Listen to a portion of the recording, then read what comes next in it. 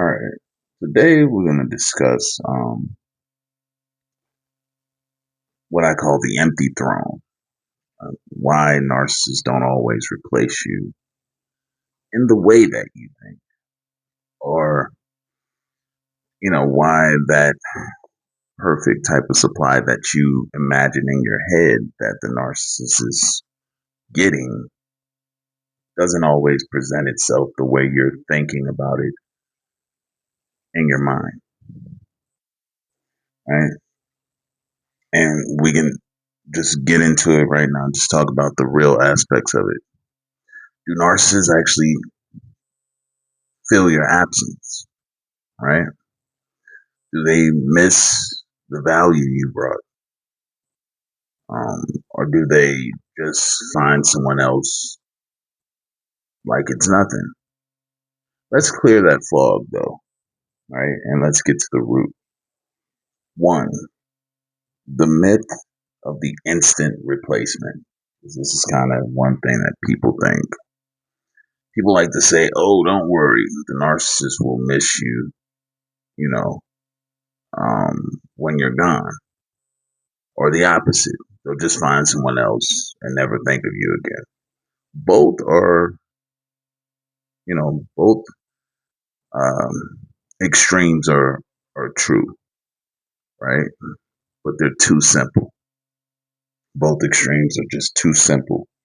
And the truth is, narcissists don't just replace people like they're swapping out a dead battery. That just doesn't happen in that way, like people might want to think. All right, it just doesn't. Um, they replace supply, not impact. You have to understand that. See, see, how can I put it? You weren't just a warm body in their orbit. You were a system, a structure, an emotional scaffold, a helper, a buffer, a fixer, an ego feeder, a stability anchor. Losing that just, that just doesn't go unnoticed. Okay, it just doesn't go unnoticed. Um, the narcissist, their engine, how they work, supply, not connection. Okay, they don't connect to people; they consume them. It's important to understand that they form attachments based on utility, not intimacy. And when someone like you, a high functioning assistant, you can call it grade A or whatever, a problem solver, a deeply supportive presence, walks away, it disrupts their system. It does. Not just their feelings. And trust, narcissists hate disruption. They cannot stand disruption, especially when they found a system that worked really well, that benefited them, that they were able to get a lot out of, right?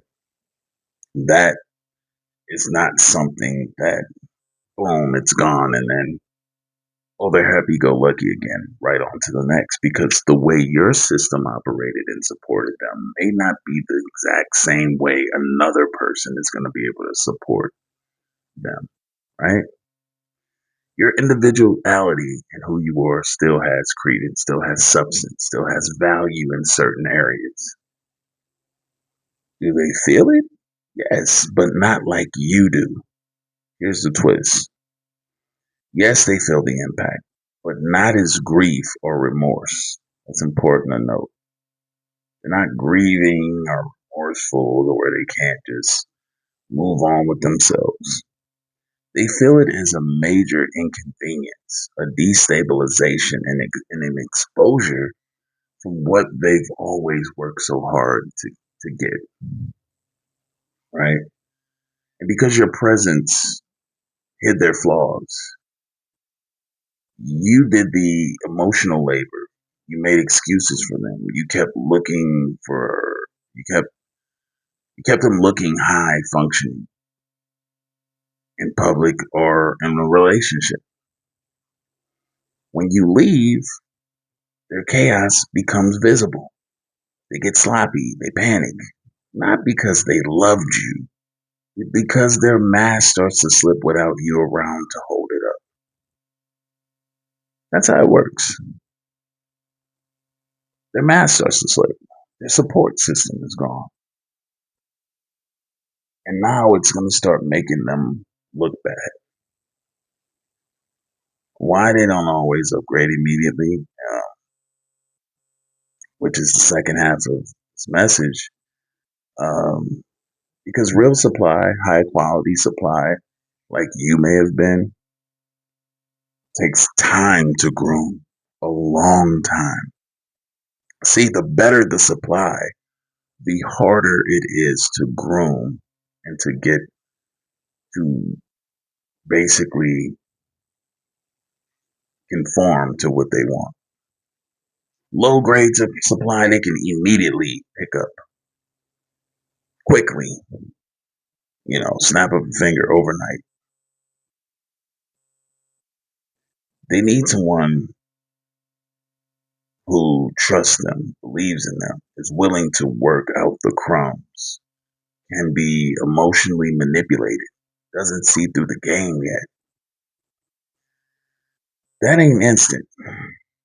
That's a whole onboarding process that, frankly, folks, it doesn't happen overnight.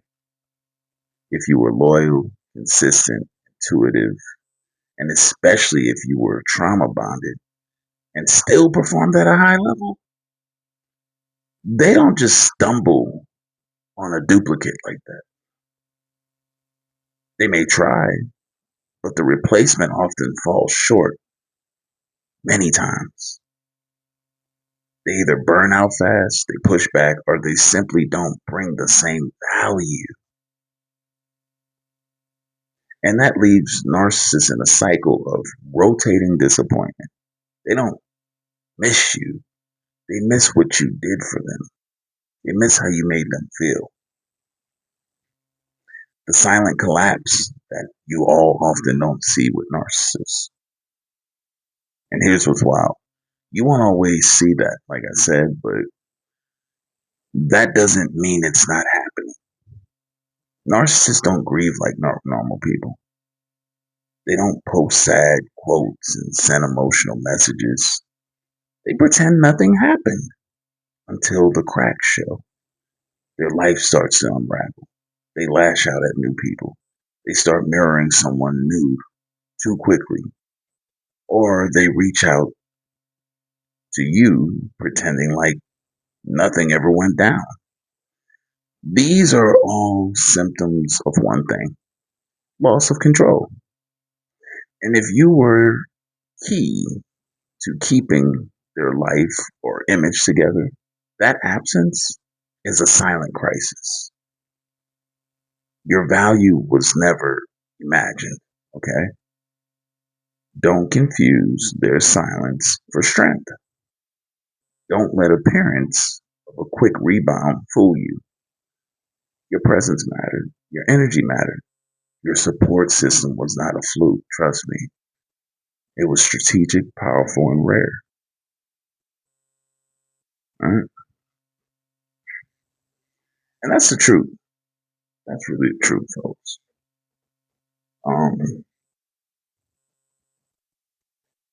And what they usually find are people who look good in pictures, nod on cue, and eventually bail once they see behind the curtain.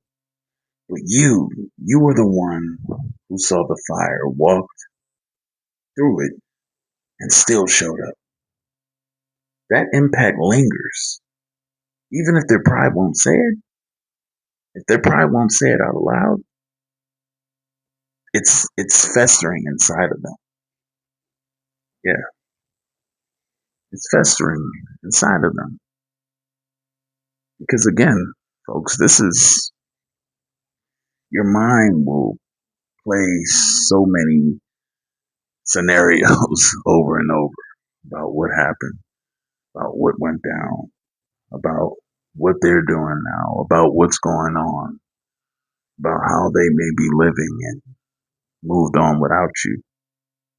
But if you know what you did for that person and you know what you stood through and endured, you have to know your value. And that's the main thing they do. They get you to forget what your own value was.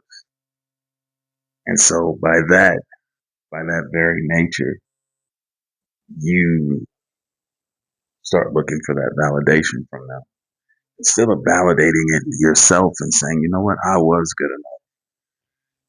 You're going to hurt when you don't have me. Maybe not like I hurt, but you'll be affected.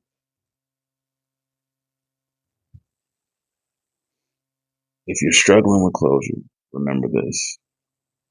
The narcissist felt the shift. They noticed the void, but they'll never admit the truth because doing so would mean admitting they needed you. And that is not something that a narcissist wants to do because it means that they're dependent on you, which means that you hold power over them. And you did. But they were able to finesse and manipulate the whole situation where you were none the wiser. All right.